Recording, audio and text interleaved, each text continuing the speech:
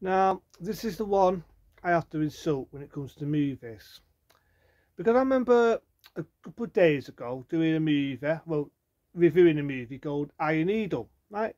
Reviewing a film called Iron Needle. And I offended Iron Needle.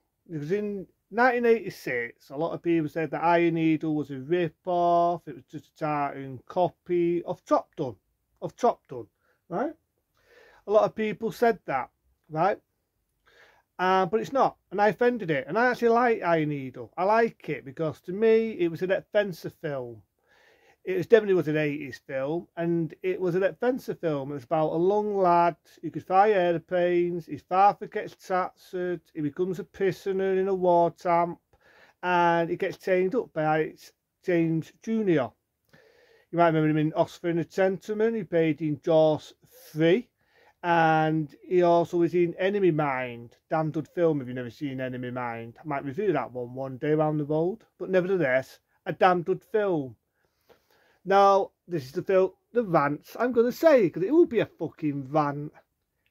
Iron Eagle 2.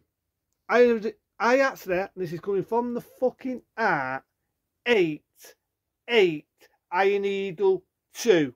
With a fucking passion. With a passion. Some films should be a standalone film. This is how I see it. This should be a standalone film. And in my eyes, Iron Needle did not need an Iron Needle 2. It did not need an Iron Needle 3, an Iron Needle 4, an Iron Needle The Fucking Revenge, whatever. It didn't need sequel after sequel after sequel. Because not a single one of them could smash the bones of the original. Could touch the surface of the original, because it was a dud, standalone adventure film of a young lad trying to fucking find his daddy, and he saves the fucking day. Now, get with the fucking sequel. This is when you know what you're getting yourself in for. It starts off with the dead airplanes, and you got the idea that the lad is now a navigator, so you're happy for him. He's following his daddy's fucking foots. And he's playing that cool music again, you know. One man, one hope, one to the vision. He's playing that.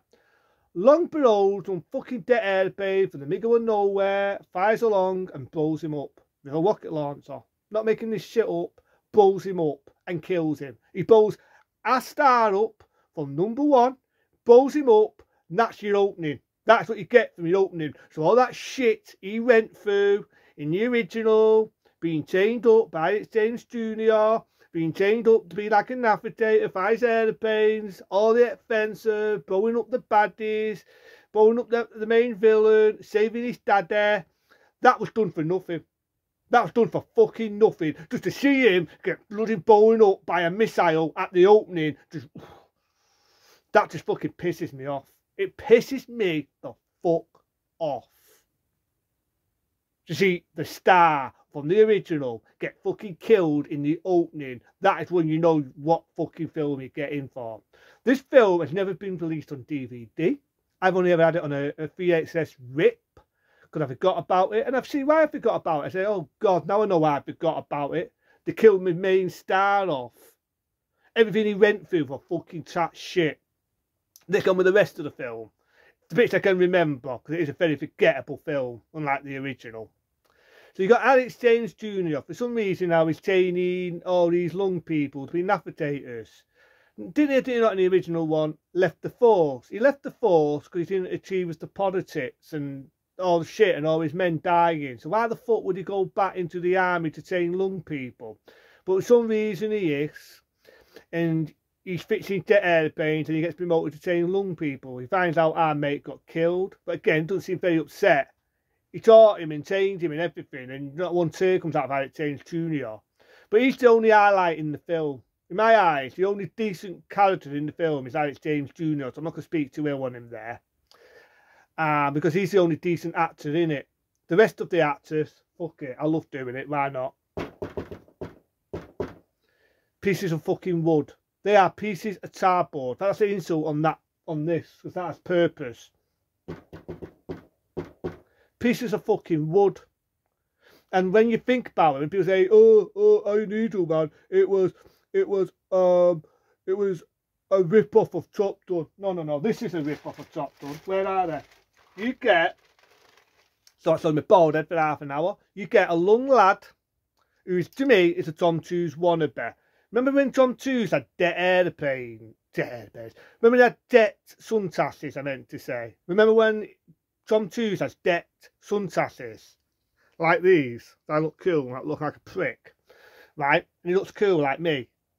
You get a young lad, debt airplane, debt fucking, I'll get it right, debt airplanes, debt suntasses, just like what I'm wearing, same smile.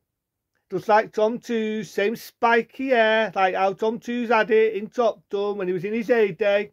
I swear that I made that lad look like fucking Tom Tooze in the film. There's one lad who look like him. Look like him, yeah, thinks he's him. He's not even the main star of the film, he's just a fucking poser who's trying to tat up all these girls, right? Man's gone with the fucking film and it's forgettable. They send them on a mission. It's just, all it is pericato. There's not even a story to it. It's just pericato. I lost the fucking stuck to the story. And he's taking up this long door in it. They've got the cocky lad, the pity boy. He thinks he's a fucking Tom Tooze with the fucking debt suntasses. Away, I got it right. And starts to look like Tom Tooze. It's not even the main star. There's no main star in it except for Eric Staines Jr. And he's training all these long wannabes, all these pieces of to fucking become navigators. You find out why our mate got killed. It turned out he was double toss, so it's your typical espionage, people double tossing one another. And I'm thinking, well, why did you kill him? What was the purpose of it? It doesn't even tell you why they killed our mate. Doesn't tell you. Just makes all the shit he went through in number one pointless, just to see him get killed. Now, I do know they do that in a lot of films. You know, I remember mentioning Halloween fucking 5 and how it pissed me off that one of my favourite final girls gets killed. I even got someone who gave me a comment about that, and you thank you, I did read your comment, just so I'm a swell guy. I read your comment, and you know what, you were right as well, mate. You were right as well. They shouldn't have killed her off. They shouldn't have done, because I actually like that character. You know what I mean? I like that character. So for them to fucking kill her off made everything she went through pointless. Friday the 13th part 2 to kill Addis off. Who the fuck is Addis? That pissed me off. Okay, but you can say, well, you like Friday the 13th part 2. I can just fast forward to see where she gets killed because the rest of the characters add characters. These characters, fuck it, I'm on a roll. Pieces of wood, you've got a pity boy. Down about like Tom Tooze, you've got a pity derm. Just pity people who can't act to save shit. Or want to be navigators. You find out that they're being double tossed. There's not even any main villains in it. Unlike the original had our main villain, there's not even any villains in it. Just people double tossing one another. You don't know who to trust. Eric James Jr. is teaching these long fucking pity people. Pieces of fucking wood, can't act to save diggity D to find out what's going on. Okay, I'm being unfair. I can see there was a budget in this film. I can see there was a budget in the film. But at the same time, I can see why it's never been released on DVD.